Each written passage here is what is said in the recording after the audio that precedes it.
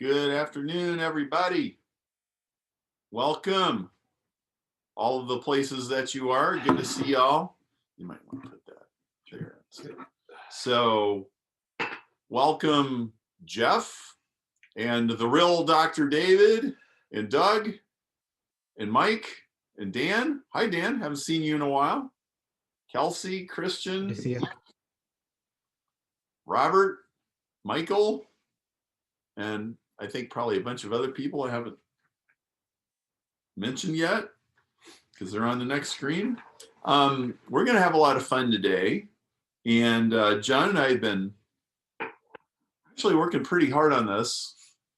Quite a bit of preparation has gone into this. And we've been asking ourselves a lot of questions about the creative process. When you make your living being creative, you have to be very deliberate about it, but not too deliberate. And, I think that's why a lot of you are here, because you want to get good at a craft that is like by nature elusive. So I'm really glad that you signed up. This might be one of the weirder programs that hopefully we've ever done. And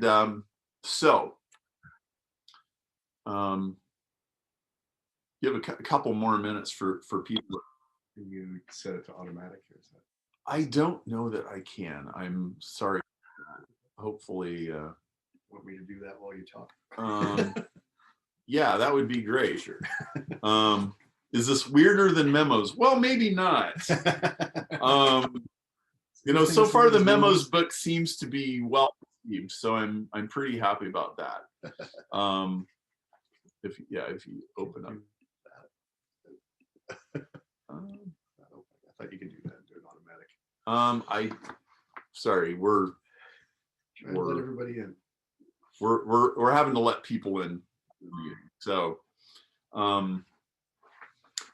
about,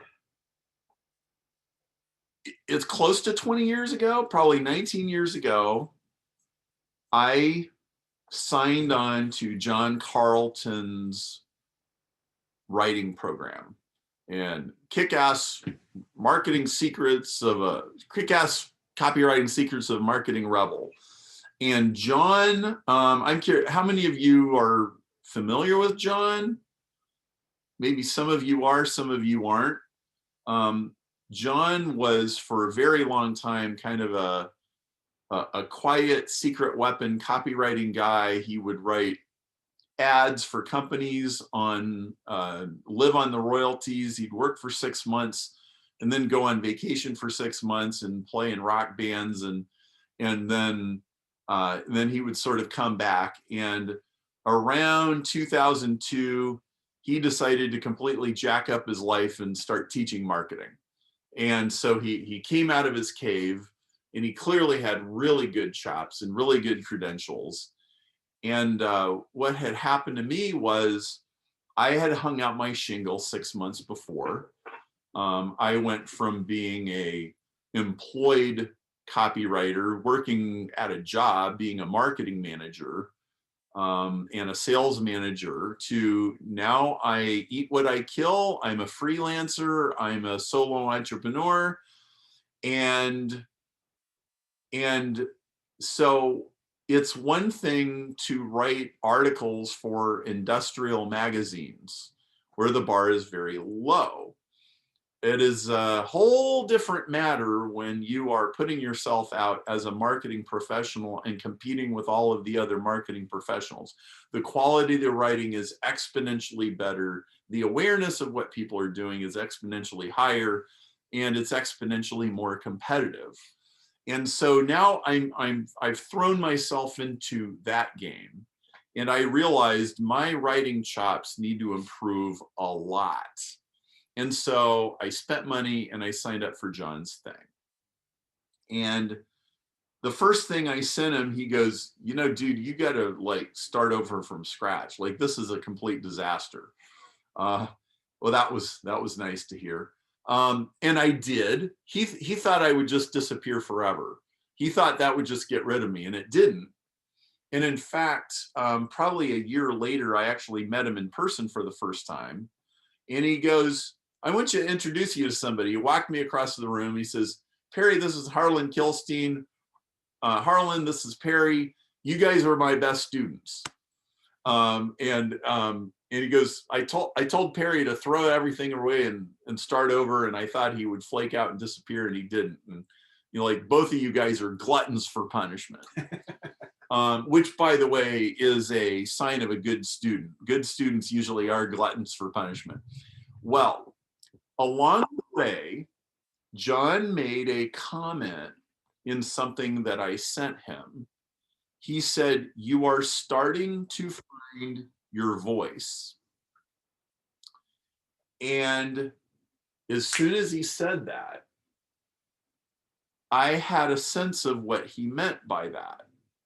It was like, you know, Eric Clapton does not sound like Jimi Hendrix, who does not sound like The Edge, who does not sound like Van Halen. They all sound completely different, even though they got all the same 12 notes and they could be playing the same guitar and everything else. And there was a very interesting thing kind of wrapped up in that comment, which was, you know, Perry Marshall and John Carlton are two very, very, very different creatures. You can Google John and you could find some of his sales copy. It is in your face, grab you by the lapels, slap you around.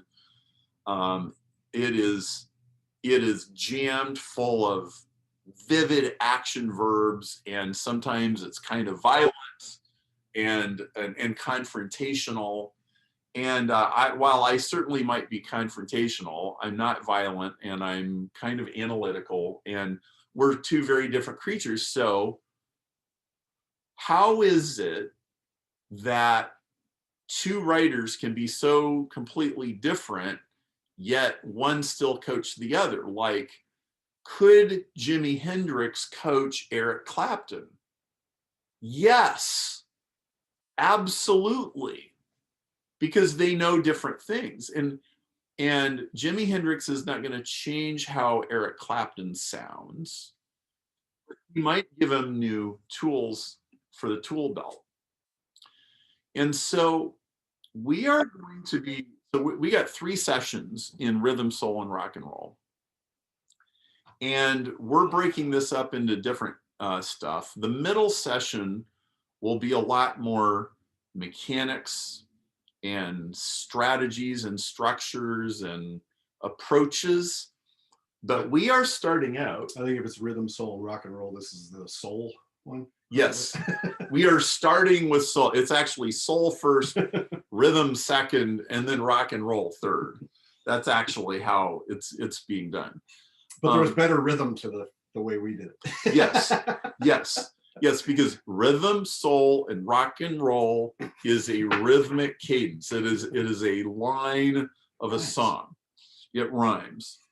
And so I believe if you're going to be effective long-term as a writer, and not just like put up a sales page and sell some stuff every now and then, if you need to find your voice, and you have one, I know that you have one, and you have a style, and you need to figure out what that is, and you need to start to understand what you sound like, because here's what the progression is. You decide to learn the guitar or the drums or the saxophone or whatever. At first, you just sound terrible. And as Zig Ziglar says, anything worth doing is worth doing poorly until you can learn to do it well. And so you bang away on your drums, or you strum your guitar, and you sound terrible. That's the first stage. The next stage is you sound like a bad version of fill in the blank. Mm-hmm. You sound like a bad version of the Eagles or AC/DC. or Hendrix or whatever. And then the next stage is you sound like a good version of yourself. And those are the stages. And we're actually starting with the last stage because there's a gazillion people teaching you the middle stuff. And what happens is you just have a bunch of people sounding like a bad version of Dan Kennedy, or a bad version of Gary Halbert, or a bad version of Stephen King, or whoever, and never sounding like a good version of themselves. So there are some shackles that you got to throw off. And when we were putting out the promotions for this, we told you this is not a bunch of copywriting formulas, because those are tired, and some of them are fine. Like a lot of them are fine in and of themselves. There's nothing really wrong with them. Like, yeah, you do need a headline, you do need a call to action, and you do need proof, and you do need to problem, agitate, solve. That's all true. But I just don't think it gets to the root of what makes writing really compelling and really enjoyable to read. So, John, why don't you punk manifesto us? The punk manifesto. Okay. So Perry and I like a lot of different kinds of music, and we like a lot of the same kinds of music. And then there's the stuff on the outer sides that we don't really relate to as much. And one of those things on my side, I think, is punk. I'm a big punk rock fan. I'm not into punk. Yeah, but I'm into, and I'm not into the mohawks and safety pins and blue hair and stuff like that, and loud and fast. I'm the main thing I like about punk is the DIY ethos of it. Do it yourself. Okay. So as Perry was saying, you start off as a bad version of somebody else, right? Well, punk sort of looked at what was going on in the rock and roll world in the mid 70s and said, okay, the biggest bands are Led Zeppelin and Pink Floyd and people like that. So those guys are really, really good at their instruments, and they spend months in the studio, and they know all these tricks, and they do all these weird sounds that I can't make in my garage. So you could have, if you were a teenager in New York in 1973, you could have listened to the radio and gone, well, I guess I can't start a band because I can't do all of that stuff. And punk was like a reaction against that. It was do it yourself. It's like, take all of that stuff, throw it away. And if you have something to say, if you have something to express, then just start a band and learn the instrument as you go along.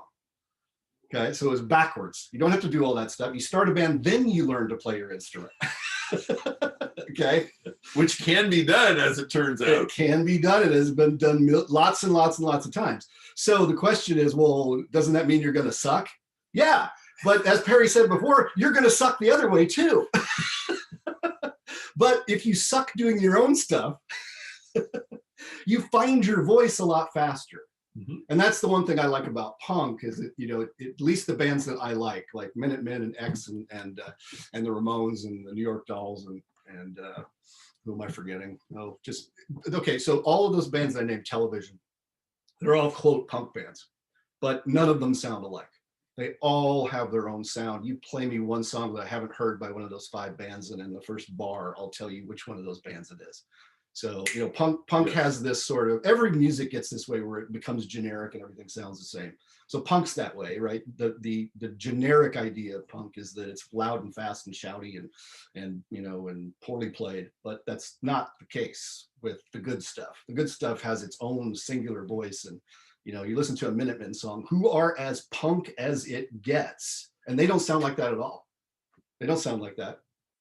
They sound only like the Minutemen. And one of the reasons that those punk bands sound that way is because they learned, a lot of them did anyway in those bands, they learned their instrument as they went, as they were expressing their own voice. So one of the things we'd like to ask you to do along those lines from finding your voice is do what we call a 30 and 30. You may have heard this before, but it's, you go to your list and you tell them, well, I'm going to read this off here. You tell them that you're going to not going to do like your usual stuff. You're going to do rants, musings, half-baked ideas, questions, laments, celebrations, humble brags. You're going to do stuff like that. And you ask them to follow you, and you get some people to say yes, and you commit to that, and then you start writing. And notice I said you commit to it, and then you start writing. Yes. And notice we have given you an assignment before we have taught you anything. That's true. So there's a lot of benefits to this, and the main one is you are forced to sort of come up with your own voice. Okay. And the reason I say don't write first is that the ideas you'll get after you commit and start will be better than the ones you get before you start, before you commit. Okay. And your brain will work in a very different way once you commit, because all of a sudden your brain goes, I have to write in the back, I have to write an email every single day about this. I should be thinking about it. I should be thinking about it. And it'll start noticing things, and it'll go, oh, okay, I should write that down. That's my next message. You force your brain into another sort of dimension of the way it works. And a lot of what I do is, we could probably do, as I told Perry, a separate webinar about this, but about tricking my brain into doing things that it doesn't necessarily want to do all the time. And that's one of them, is to commit to doing this and commit to doing it every day, and not doing the usual stuff, just whatever's on your heart and on your mind, and those things like that. Anything else about that? Well, so yeah, you're going to go to your list, and you're going to say, go sign up on this other list, and you're going to get 30 days of whatever's on my mind, because there's some things that we need to talk about. You just put that out there, and you let them sign up. I'm going to guess 5 to 15% of your list will say yes to that. And now what you will have is you'll have a bunch of people who gave you permission to say anything you want to say. I just did this a month ago. I did a 30 and 30 cancer research thing. I'm like, I want to talk to you about this. I only want to talk to people that want to hear about it. And I did write 1 or 2 of them in advance. The rest of it was all, well, John, the pig is in the python, and like, we got to get this thing, well, got another one due, got another one due, got another one due, go, go, go, go, texting Perry, and he's like, when's the next one due? And I texted back, now. Okay, I guess I'm writing one now. And that is the fastest way to sound like yourself. And so we are not here to dump stuff on you. We are here to pull stuff out of you. And so commit to the 30 and 30. As soon as we're done here, or maybe even while we're talking, send an email to your list, give them a place to go, quick sign up, and you're off to the races. So one of my basic premises is there's nothing worse than dishonest art. What is dishonest art? Well, I'll give top of the stack. I'll just give you the first thing I think of. One time I was watching this movie, and it was a Christian movie, and it was about a guy's marriage problems, and he's having a conversation with his dad, and they're walking through a field, and his dad is getting to this little speech about forgiving your wife. And while his dad is giving them the speech, suddenly they walk by this giant cross. I'm like, this is so corny. You just took one of the most beautiful pieces of symbolism and you just jammed it into a movie where it was completely unnecessary. Okay. And that is exhibit A of contrived. Okay. And people do this all the time. And it's why nobody listens to them. Okay. If there were some good Christian movies, there would surely be 1 or 2 of them in your actual movie theater. Okay. Mel Gibson actually did it about 17 years ago. Okay. It was horrific, and it shocked everybody. It shocked the snot out of everybody. But The Passion of Christ, it was like a wild, crazy, best-selling movie. Like, it broke all these records, pissed a whole bunch of people off. But it was not dishonest art, not in the slightest. In fact, it was so honest that it scared people to death. Okay, and people started arguing about it. Okay, and so real art, real communication, real human being is, it's messy, it's confrontational, it's real, it's honest, and like, and you can't produce honest art from a dishonest place. And so what we're going to start doing in the remainder of the hour here is we are going to go through a process that will help you figure out what your voice really is. And it's almost like there's this vector, or there's this polarization of what you are about, what you like, what you're concerned with, what you're preoccupied with. And there is also another part of it, which is what you hate, what you're against, what you do not like, what is not you, what is not authentic. And we're going to start filling out both of those lists, which is going to give your work a sense of direction. Okay, and so one of my premises here is that how you do anything is how you do everything.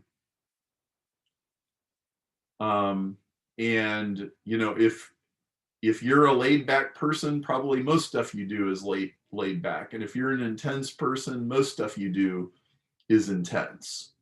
And if you're a visual person, then most things you do are visual. And so I want you to get out your notebook. I want you to be ready to write. And I want you to write down, and help me out, John, but let's start with the music that you like. Who is it? And what is it? I mean, if you can come up with a song, like if you saw one of the emails that we sent out the yesterday, maybe there was a video that Perry selected and a video that I selected, and then under Perry's, he wrote all the things that he likes about that video and that song, and then under mine, I wrote all the things that I like about those. If you looked at those two lists, they're pretty different. Mm-hmm. Now, it's not that I don't value the things that are on Perry's list, and it's not that he doesn't value the things that are on my list. Mm-hmm. It's just a matter of it's priorities, I guess you'd say, or as he calls them, vectors. Yeah. Right. The vectors of your voice. So, you know, the things that inspire and motivate him are in that list, and then inspire and motivate me are in my list. And it's more, that's more my voice, and it's more his voice when we tap into those things and we speak from that place. Mm-hmm. So if you have a favorite song, or you do, y'all do, of course, then think about that song, and you can even do more than one, of course. Write it down. Write it down. It doesn't have to be the one favorite song. Write down a song you really like. Write down another song you really like. Write down 3. Yeah, you can do this with any number of songs that you like, because we all like different kinds of music, at least Perry and I do, or all over different genres and stuff. It'd be nice if it had words, but it doesn't have to. The one you selected didn't have words. No. So it was just more about complexity and ideas and stuff like that, musical ideas. So okay, now, so you wrote it down. Now I want you to start writing. What do you admire about that? What do you value about that? And just start writing as fast as you can. And any of you who are already got some answers, I would like to see what you got in the chat box. Like, let me pull this closer so I can see better. I'd like you to write what the artist and song is and what it is that you like about it. Yeah, Mike Broadwell says punk would be called being on the spectrum today.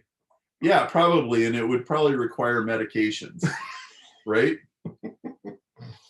So, yeah, let's hear from you guys. What's coming up for you? How about they post the songs, although we might not recognize them? Yeah, Some of them. sure. Yeah, artist, song, and what does this mean to you? Or you take a volunteer to talk. Yeah, we could take a volunteer. Who wants to volunteer? It's probably easier to say than to type in the. Doug, can you unmute? I can. Okay. The one that jumped out, Nick Drake, Pink Moon, guy who was dead by 26, unfortunately.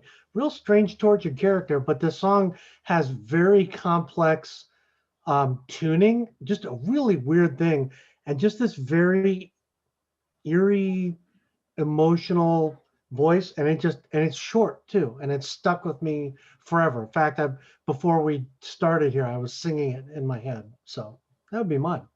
Okay, so Doug, go ahead.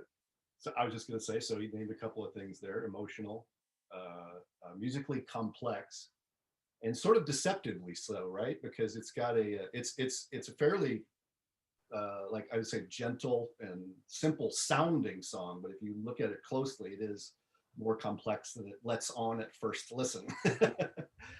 And mysterious, I think he said, or something like that. Yeah, that's good. Oh, and by the way, there's we're talking about emails here, but a lot of this will apply to stuff other than emails. But songs are one of the reasons that that's one of the reasons we're focusing on songs. The songs are like lengthwise, they're about the length of the song, and they contain, or they can contain, a lot of the elements that songs contain. Mm-hmm. So that's why it's one of the reasons we're doing this. So okay, so emotional, short, musically complex, mysterious. I can't remember what else. What else do you say, Doug? The tuning, I tried playing it, and just even the how he did it, and the rhythms of his strumming pattern was just enormously complex. And yet, so I finally gave up on trying to actually play it, but somehow it connects with me, and it's almost magical, and I can't explain it better than that. And I usually like to articulate things, but this is one that kind of gets me. And that's, I think, in part why I signed up for this, is I'm trying to figure out how do I do that with others and make that kind of connection. Yes, I think that falls under like ideas, musical ideas, and maybe even intricacy. Like that would be on your list, I think, as far as some of the stuff you listen to. Is you like weird, or not weird, but you like different signatures, time signatures, and you like complexity. And one of the things you wrote was, I didn't know that someone could do this live or something like that. Yes. It's like that impressive. Yes. And that's kind of what Doug's saying, is that he tried to play it and it sounded, well, yours sounds complex. Right. But Pink Moon doesn't necessarily sound complex, but when you try to play it, it's like, oh, I can't really, that is more. So Doug, if I was going to boil this down, it's emotionally provocative and complex, but deceptively so. Like it has a simple external appearance, but it's actually deep and hard to pull off under the surface. Lyrically too, right? Because Pink Moon I've heard Pink Moon 100 times probably, or more, and I couldn't tell you what Pink Moon is about other than a pink moon. I mean, I can think of the lyrics right now, but I don't know if I know what that song is really about. So Doug, you just made a pretty big statement about who you are and what you're like, just by picking this and articulating this. These are very important values to you. I'm not saying they're your only values, but as like a first order indicator or a blink reaction, if I go, what's Doug Wesney about? This would not be a bad description. Do you agree? Yeah. Yeah. Therefore, your writing is going to embody these things. In fact, all we have to do is let you out of your cage, and you will write this way. Reminds me of that great line. He doesn't need to be defended. He just needs to be let out of his cage. Exactly. And we're letting you guys all out of your cages. You're all to some extent gifted communicators. I mean, Mickey Kennedy's, I see his on. Mickey is a very gifted communicator. And he also has a very, very, very recognizable idiosyncratic style. Okay. As a person, any of you who know him know that. But then he's also a poet, and he has a poetic style as well. Like when, it just depends on what set of rules. Like if you're having a beer with Mickey, you're in one set of rules. And if you're in a poetry journal, you're in another set of rules. But within any particular set of rules, Mickey has developed a voice. And there are ways that he views the world. And if you've gotten to know him, he's instantly recognizable. There is no limit to the number of instantly recognizable voices there can be. But there's a huge number of people whose voice is bland and boring because they've never given themselves permission to come out of the cage. John, why don't you pick somebody else? Somebody else raised their hand. And while John's doing that, I want you guys to start working on another list. What music do you hate? And why? What do you hate about it? So I'll give you an example to kind of prime the pump for you a little bit. When I was a teenager, I hated elevator music. Now it's mostly disappeared. It doesn't really seem to exist anymore. But a lot of you remember what they were playing in doctors' offices in the 1980s, which was it looks like we got a ton of good stuff coming through here. This is beautiful, by the way. I love it. So in the 80s, you go to doctor's office and you would hear this milquetoast orchestration of Always a Woman to Me by Billy Joel, except it's played by nameless, faceless union musicians designed to be as bland as possible. And I got in an argument with Laura. This is early on in our relationship. And I was just ripping on elevator music. And, Laura's a very inclusive kind of person. And she was, kind of pushing back on me a little bit. She goes, I bet you can't even define it. And I thought about it for a minute. I said, it's music in which the identity of the musicians is completely irrelevant because all of the personality has been vacuumed out of it, and I hate it. Okay. And I hate it because it's anonymous. I hate it because it doesn't have personality. We got 2 votes for one song. We should probably do that one. Okay, go. So Dan or Robert, you both said Every Breath You Take by the Police. Well, let's get both of you. Okay, first Dan, then Robert. Dan. I think it was Dan, was it? Whoever it was that said Every Breath You Take. Whoops.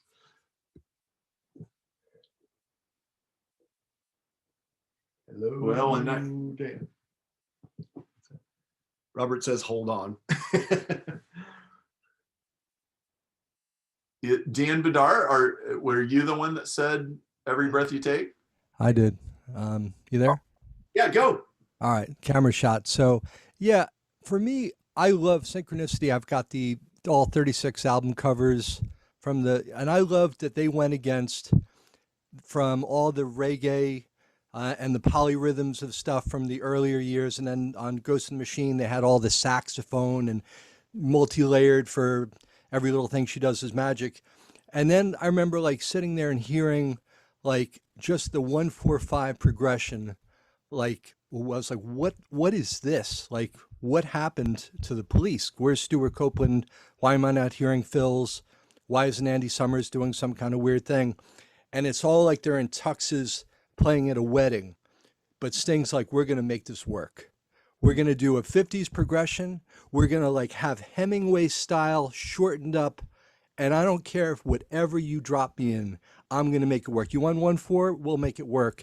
And not just make it work, but we'll turn everything on its head so that it just starts haunting you because you know what you're expecting. It's kind of like when the Beatles went from Revolver to Sergeant Pepper. And it's like to throw on some crazy clown suits and start singing When I'm 64 with the clarinet.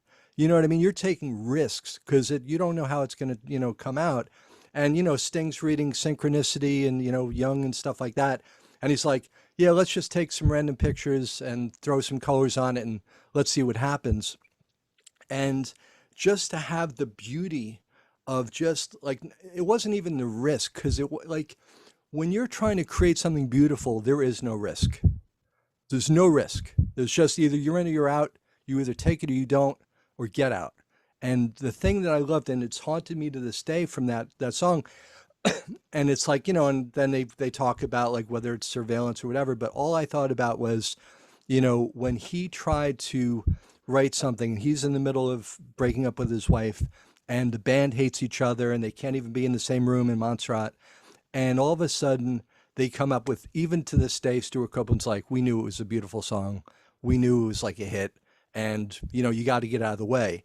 And that's kind of as an artist ethos, just the ability to just say, listen, this wouldn't be my style, but, it's like, or a baseball team. It's like, Red Sox aren't my favorite team. I'm a Yankees guy, but I respect if you're a good team, you're a good team, hats off, tip off, whatever. There's no rivalry that transcends the caliber of someone who's good, so that's really, so something like Synchronicity and the whole experience of it. But when you really get down to just Every Breath You Take, I mean, I've got so many different versions of it and I've listened to remastering things. I've tried remastering it so I can get, like where someone just punches up each track, like the bass and then the drums and all that. And you will hear like literally there's distorted guitar in Every Breath You Take you will not hear. There's someone playing one note over and over and over on the piano that nobody hears. But if you listen to it, and then there's just all this other stuff that's going on that track by track. And that's where YouTube is such a bonus because there's always someone crazier than you who will show you, exactly how deep the song goes.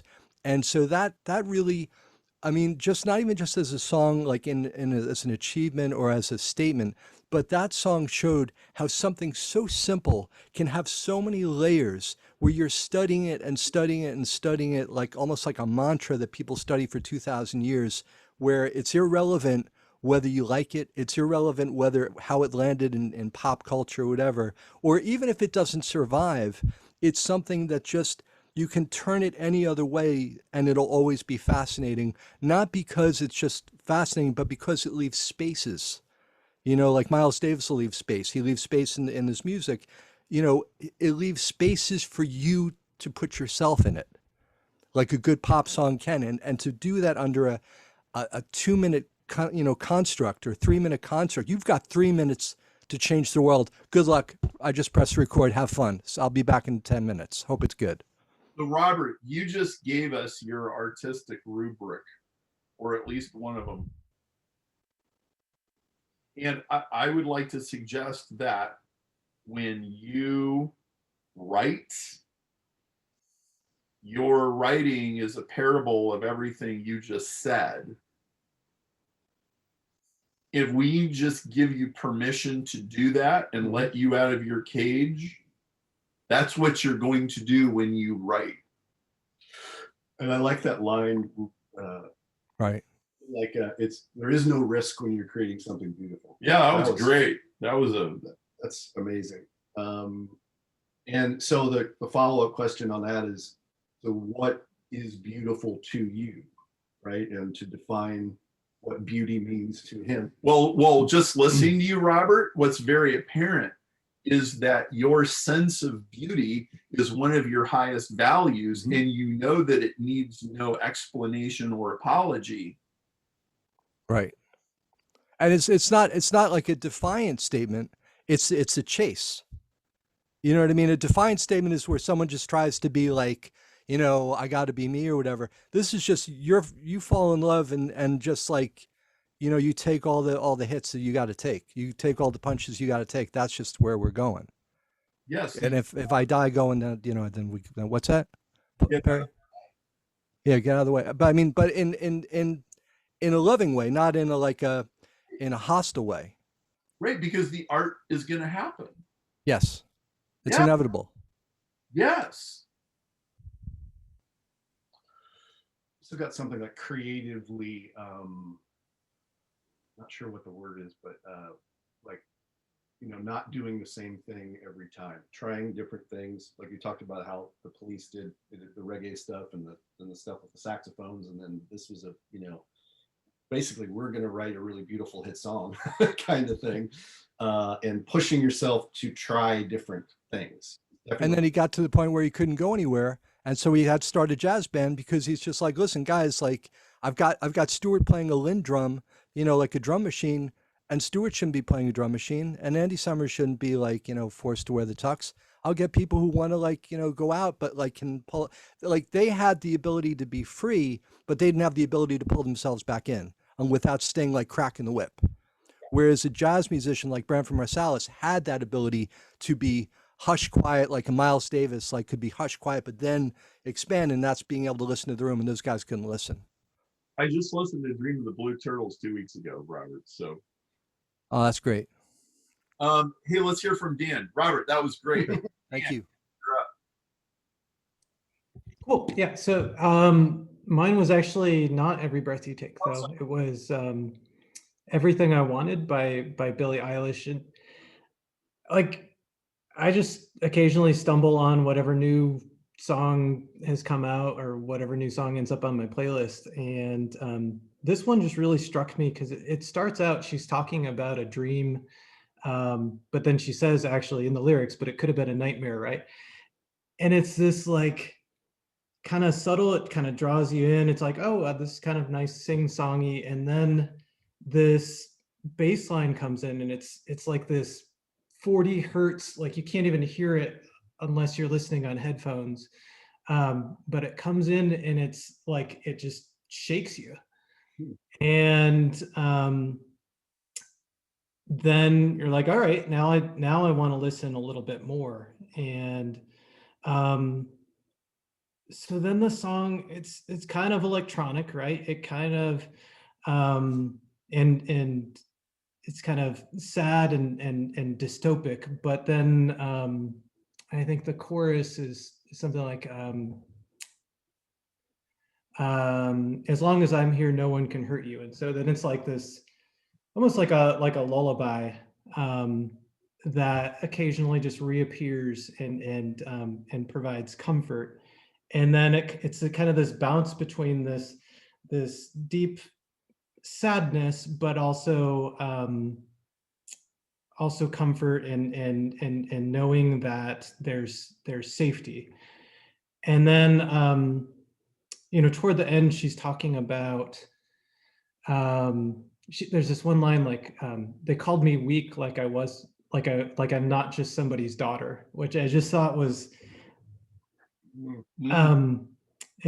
it catches you like in the way that people treat each other, the way that we treat each other, like we're not all, you know, brothers and sisters, and so then we start, you know, just being awful to each other. And but again, there's this kind of chorus where as long as I'm here, nobody can hurt you.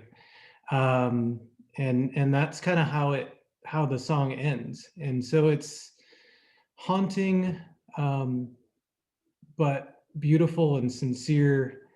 And I think like there's this kind of beauty in the sadness too. I just really appreciate it, but it also has, you know, enough of a rhythm that like you could work out to it. So What we're finding out here is, and I'm sure you found it out, I found it out, is like when you talk about your favorite song, it's not just you list 6 things and go, that's it. You go and you go and you Yes. go and you go and you go and you go. How do you like it that much? But I had sad, subtle, surprising, safety, sympathetic, sincere, and then I had another, haunting. So, so you got 6 S's and an H there. and I'm like a happy guy. Like that's not actually how I, usually am. Well, but I know you. You're also a serious guy. Another S. Definitely. Yeah. You're not a backslapping, like glad handing, you're like more of a sit down and have a quiet conversation or have a long conversation kind of guy. This stuff doesn't necessarily mean this is the way you act on a daily basis. Maybe No. it is. Maybe it's how you interrelate with other people, but at your most influential communication level, or whatever, Yes. at the level of art, these are the things that you value. I think Yes. is what we're getting at. Yeah. Yeah, I mean, isn't John echoing back to you some of your Absolutely. Yeah. Oh, yeah. I mean, a lot of what I'm kind of thinking about encountering is the joy of the full range of human experience, right? From the very happiest moments to some of the saddest things, and that's part of being human. So this tells me that anybody you're going to seriously engage with needs to be receptive to going to all of those places, or you're just going to lose them. This is about, dynamic range. Yeah. Well, we've got an interesting one that maybe we could talk about. Josh Lewis just put on that musicians maybe respond to this question in different ways than people who don't play. Okay. So, let me read here. I love music, but not a musician. I respond to the lyrics, feel, and emotion. The response doesn't seem to be as intense, at least in how I can verbalize it, as those of you who can actually play. Okay, so I wonder how many people we have on this that can play.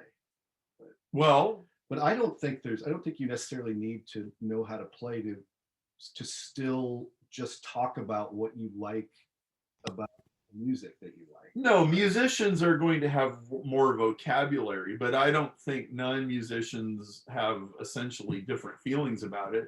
Well, and one thing you mentioned the lyrics too, because lyrics are huge to me as well. I'm a songwriter and a poet and a writer and all that stuff.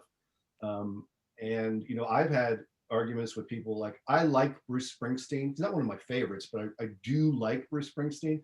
And one of the main reasons I like him is because of his lyrics. And I've had conversation with friends of mine who the lyrics aren't all that important, and they don't like Bruce Springsteen at all.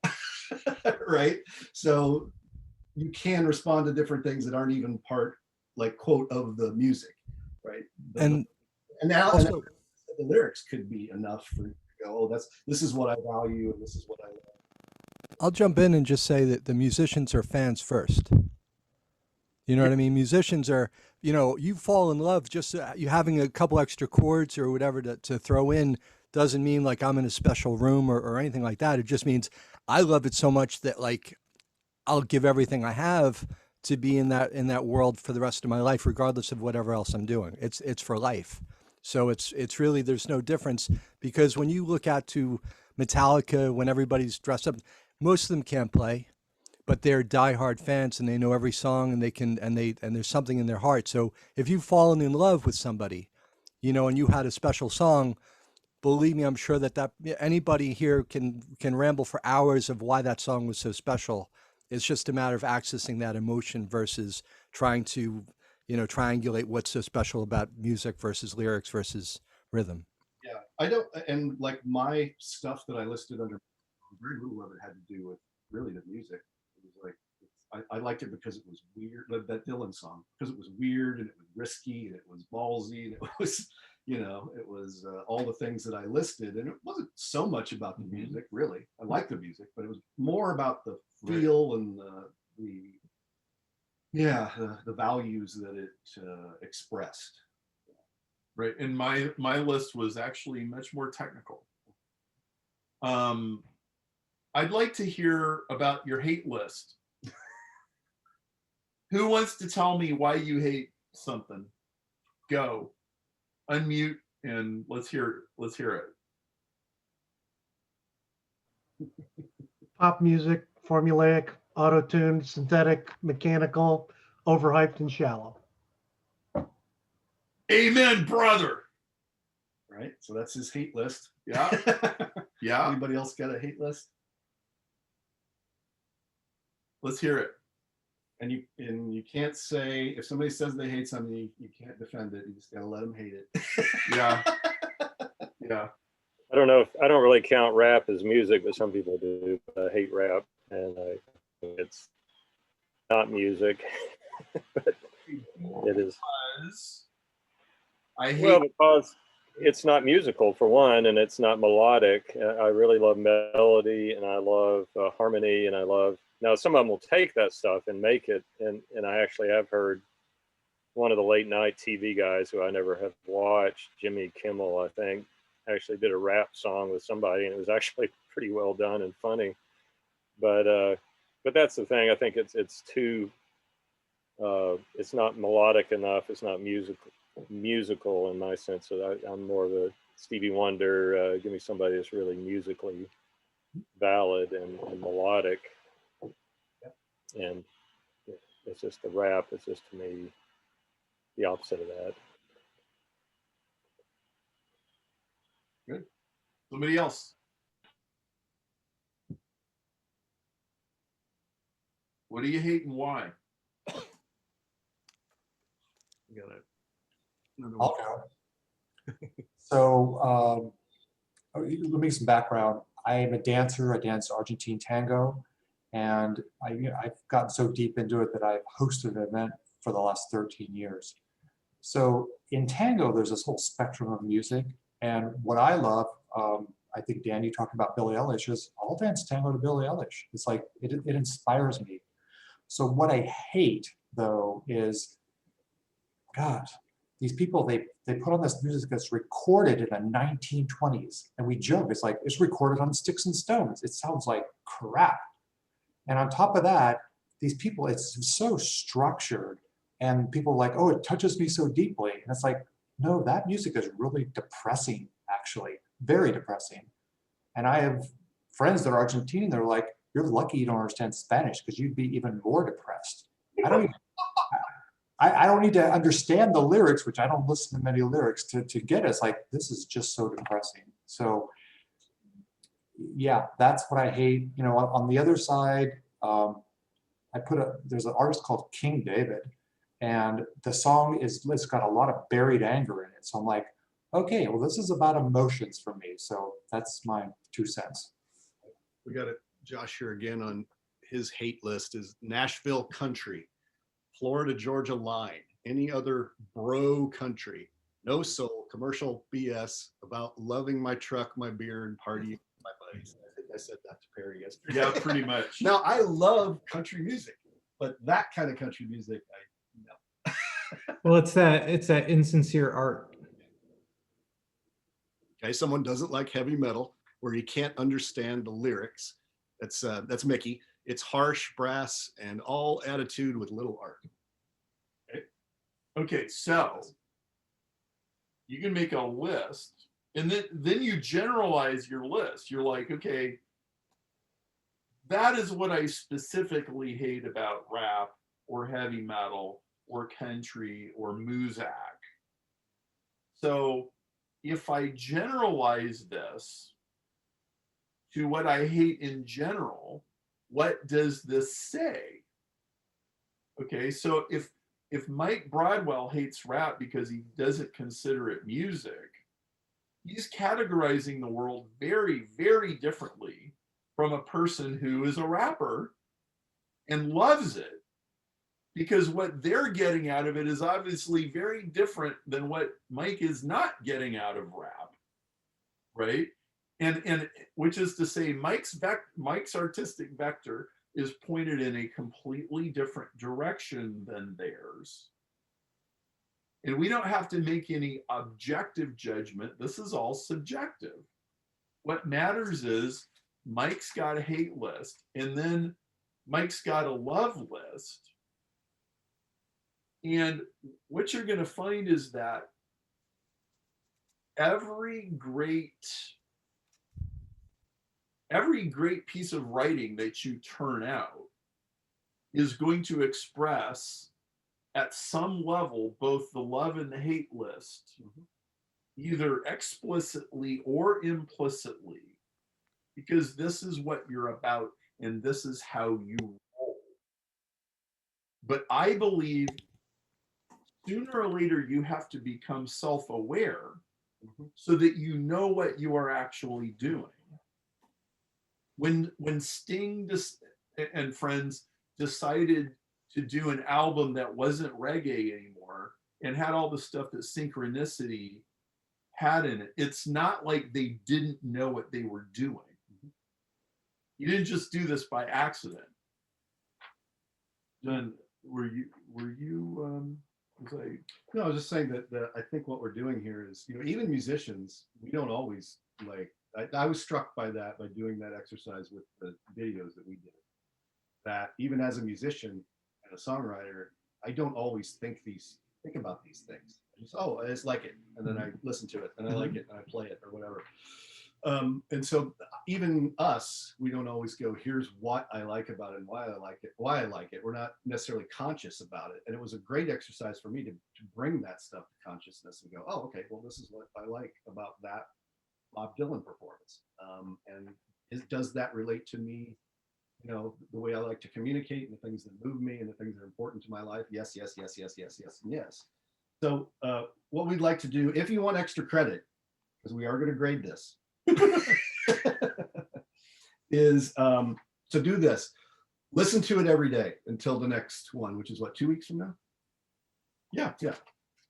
Read the lyrics out loud every day if there are lyrics. Write the lyrics out in longhand, more than once if you want. Sing it out loud every day in front of people if you dare. If you're a musician, learn to play it. Play it for others and talk about it with them. Ask them what it makes them think, feel, and want to do. Okay. And then these are just some more specific questions you can ask under the headings of head, heart, and movement. Okay. So under head, what ideas does it bring up? What kind of ideas are they? What themes, what subject matter, what questions does it ask? How does it make you think? How does it make your brain work?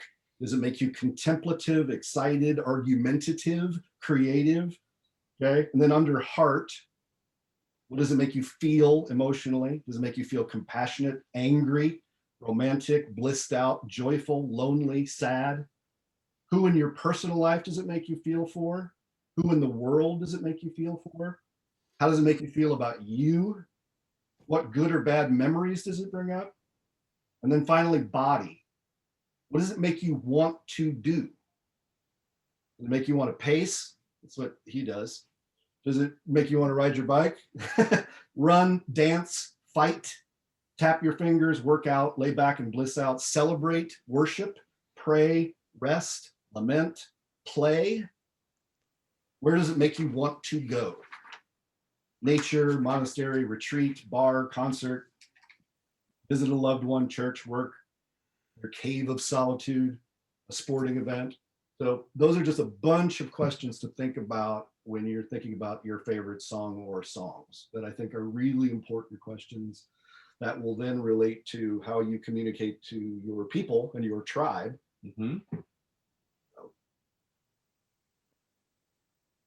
And what I want you to do, so, it only takes 3 minutes to write down a few songs that you like and what you like about them. But you can also spend 3 hours on it. Sure. And I would really like to encourage you guys to. I think it's completely valid in Renaissance time stuff. Oh, totally. This is totally Renaissance time. I want you to peel the onion on this and figure out what this really says about you. Everybody's going to have a different love list, a different hate list. When you take the love list and you combine it with a hate list, you get a particular direction, you get a particular vector. It says a great deal about you. And it helps you see your writing and really all of your communication as an art form that's just a different genre from music. So like one of my favorite albums is Moving Pictures by Rush. It's a masterpiece. It's extraordinarily difficult to play. There's hardly any such thing as a Rush cover band because there are hardly any bands good enough to play their music. And Evolution 2.0 is a book equivalent of that album.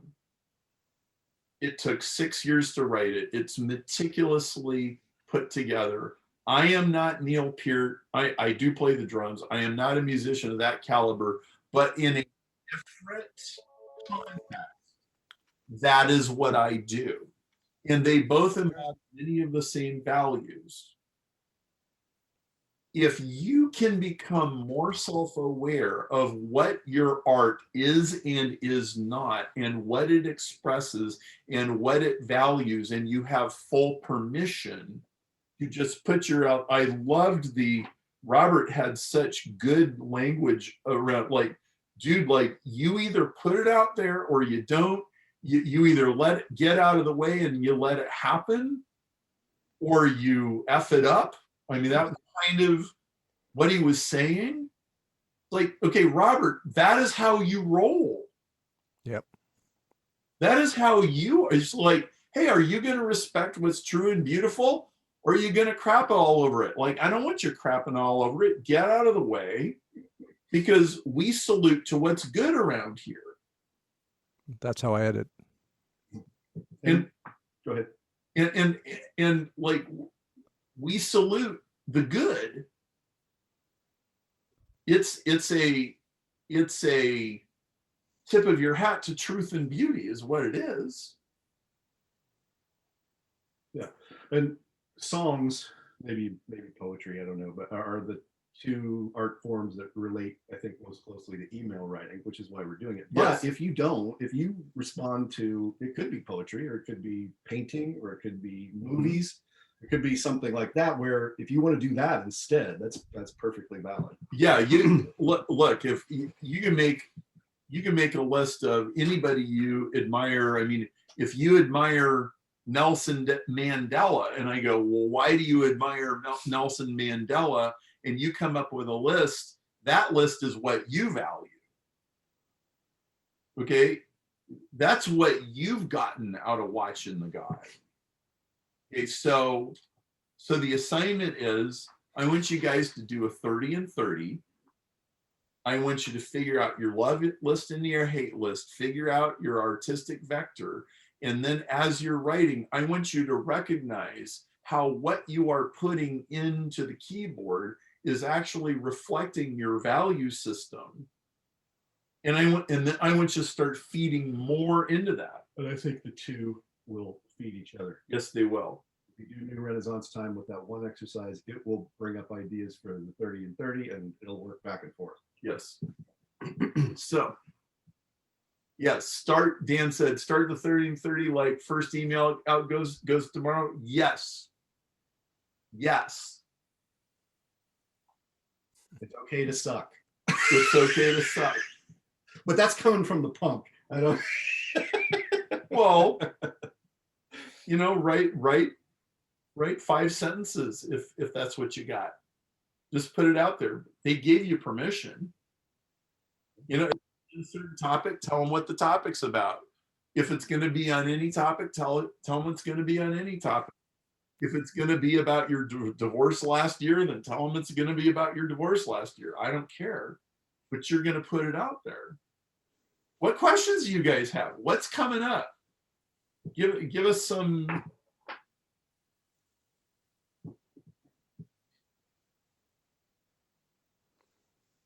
Give us an echo. How would you take your inspiration and sort of connecting it to like racking the shotgun. So, you know, you're talking, so it's not just like the affinity, the Dan Kennedy, if you're this, if you're that, if you're this is who I am. Are you like this? How do you take who you are, you know, and how have you done that? And like in your past, so that you know what I'm saying? Okay.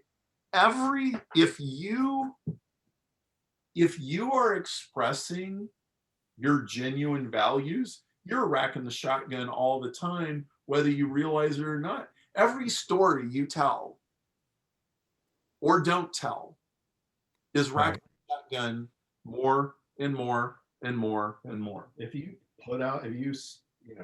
write an email that's some version of like, I don't like rap and here's why, that's racking the shotgun. Now it doesn't have to necessarily, it could even be something in your business or your industry or wherever. I don't like this and here's why. I mean, that's racking the shotgun. Your first email could be, here's why I hate heavy metal. I hate people screaming at me. I hate people, right? Here's why I hate rap. Here's why I hate Muzak, right? And I could write why I hate Muzak email and turn it into a manifesto of, and because I hate all these things, this is what we're going to do in Planet Perry. Everybody's going to have a personality. Nobody's going to be anonymous. Nobody's working on union scale. Nobody's taking familiar tunes and turning them into sawdust. Okay. We're doing new, creative, original things. We're using our real voice. We're not on Ritalin. We're not, let's see, what's the question there? Because my lists are holistic, health focused, I can frame my 30-30 around the whole dehumanized response to this pandemic. Yes. Sure. Right. Yeah. Right. I'm gonna rant for 30 days about the dehumanization that's happened over the last 15 months. If you want to hear it, sign up. If you don't, delete. Yeah. And you will have racked the shotgun for people who are ready to hear that. Okay, then you send out the emails, then you get the emails back, or you get the blog comments or the Facebook comments or what have you, right? And then it starts feeding. Yeah, we said rants, bizarre musings, half-baked ideas, questions, laments, celebrations, and brags. Yes. Those are all valid for something like this. Like the brags part might be somebody in here does like rap. It's like, that's what they like about rap, was the confidence and the braggadocio. Maybe write an email like that. And it's storytelling. James Fry says, amen, I've been doing this. Massive response, massive unsubscribes. Do it. Yeah. Look, if you're going out in the world and you're putting out elevator music because you think that some people will hate it. Like, okay, what was elevator music? It was like the minimally acceptable sound vibrations that everybody could allegedly agree on. But the fact is, nobody liked it because nobody would ever go out of their way to listen to it. So it's like an attempt to not polarize anybody. And James's comment about the massive response, massive unsubscribes. Yes. That is, well, first of all, she's totally racking the shotgun. Then. Totally. And the other thing is that this does all relate to like definitive selling proposition and star principle kinds of things, because that's your carving out your niche. Mm-hmm. Within his own list there. He's carving out that niche that's like, okay, these are the ones that really relate to me. And the other ones that I'm losing are probably not going to buy from me anyway, or they're probably not going to be good customers if they do buy from me because they don't have the same values that I have. And no, what will happen at the end of your 30? I didn't give you a benefit of doing this. Okay, what will happen when you do this is there will be a group of people that are absolutely in love with what you're doing. Yeah. And also the massive unsubscribes. Obviously, James is just doing it to his whole list. You don't have to do that. As a matter of fact, we recommend you go to the list and say, hey, I'm going to do this. Would you like to receive these? And let them know what you're doing. Yeah. Now I like James's method too, of just doing it every day and racking the shotgun. And lots of people do that as well, and that's valid. But if you don't want to do that, you can do it the opt-in way, the getting permission way. Hey Perry, I'll throw you a curveball if I can. When you talked about the leaves and so many different leaves catching the sun, when you went down to Central America. That's kind of how I look at music, so that rather than having music be a personification of someone's character traits, like they're closed off or anything like that. Like when I was in Port Authority one time, I remember just seeing all these people rushing, and I thought, like, all these people are going home to someone who loves them, right? Whatever music they love, whatever. And that every style is a way to touch someone's heart, regardless of whether I feel something towards it or not. And so, like, just taking it like into maybe just a different territory of just saying it's not necessarily a whole style of music. It's what my perception and understanding of that music is, so that it could even be, I researched into what I hated and found I loved it. Because I've had friends who, like, I used to hate heavy metal until I had a metal drummer friend who would play Slayer and all this other stuff. And I'd be like, and he would show me the intricacies of having a Bob Rock produce, Metallica, or, all the things that go into it.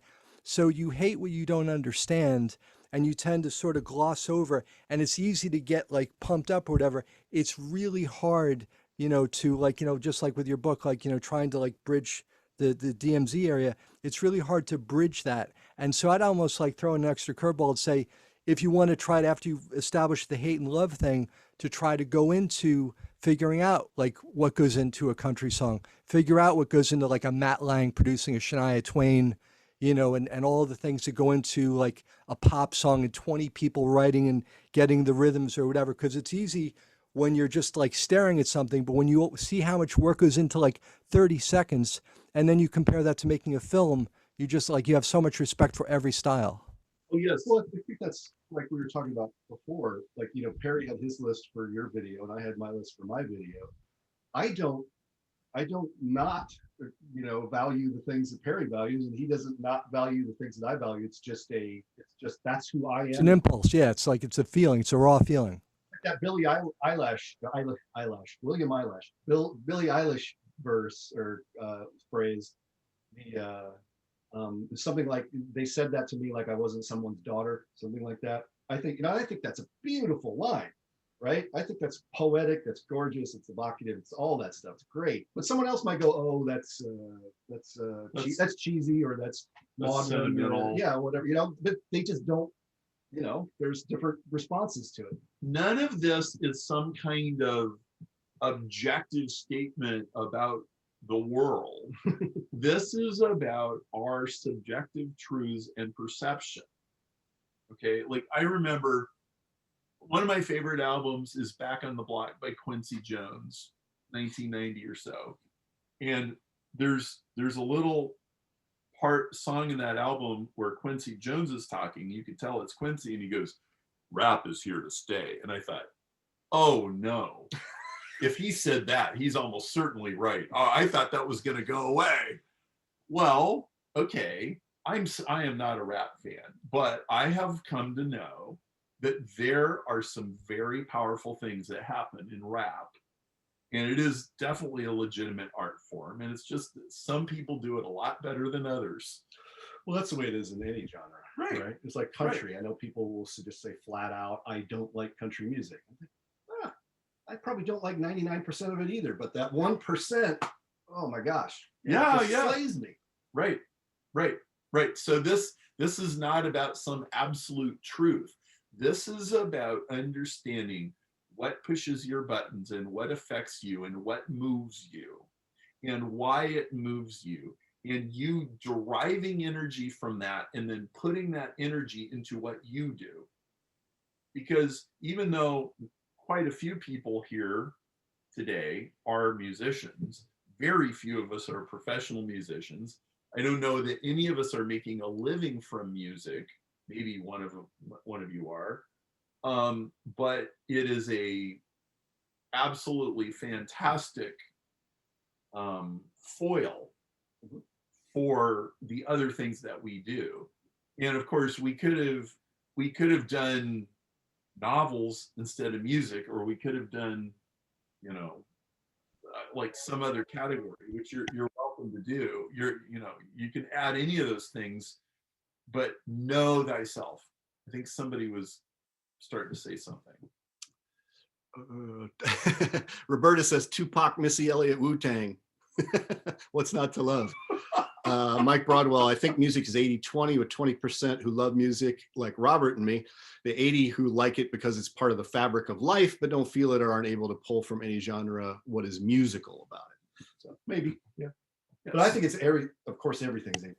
And, you know, I can sit here and say, I like a certain genre, but most of the music I'm not going to like in that genre because 80% of it's probably not all that great.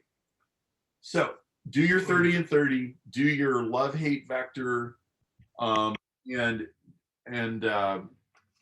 John, I'll have you put an email just kind of summarizing some of these like optional assignments. Really give this some time, and when we come back 2 weeks from now, we're going to have a much more we're going to get into the rhythm and a lot more mechanical and approach things that you can do to make your writing better. Oh, Jeff says, what does 30 and 30 mean?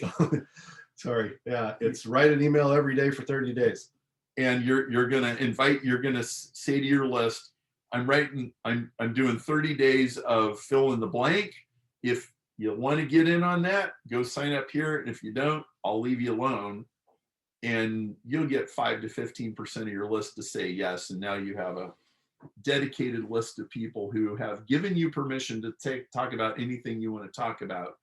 And you're going to develop a very fascinating chemistry. And that is something about email that's still, you know, like there's some things you can't say on Facebook and Instagram and Twitter and things like that. You'll get, you know, even innocuous things will get you, you know, banned or whatever from Facebook. Right. So you can do that in email still. It's still kind of, the Wild West a little bit. So it's the perfect medium for that. Hey, this has been fun. Did you guys have a good time? I had a great time. Thank you so much. All right. We'll see you guys next time. Bye now. Bye.